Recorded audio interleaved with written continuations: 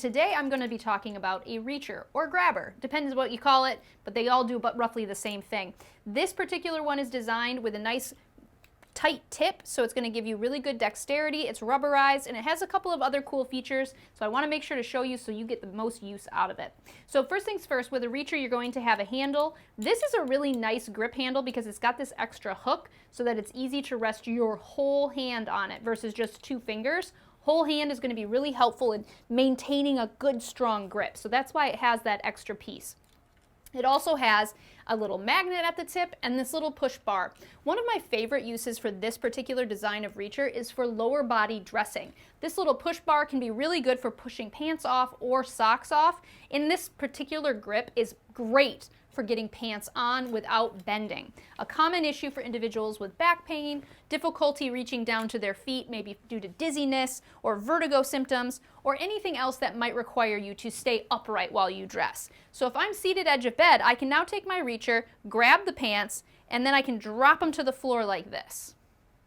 Now I can pull them up, let go, grab the other one, pull it up, and I'm just going to use the grabber, the reacher, to kind of grab the pant leg a little bit at a time. Now these are jeans. Another trick I've done with folks whose hands get tired is I'll tell them to use this little grabber piece here to loop through their belt, and now they can use that to pull up their pants a little bit. So you have a couple options here. Once it gets to the knees, now you can use it to get all the way up. So the reacher is really well designed and suited for like clothing, fabric textures, paper, if you drop your keys or a piece of money on the floor, even as small as a quarter or a dime or a piece of change, you can pick it up with this tiny little gripper. It also has that magnet piece, which is great for any sort of metallic item that falls to the floor because you don't even have to grip it. You just simply hit it with the magnet and it's going to come right up.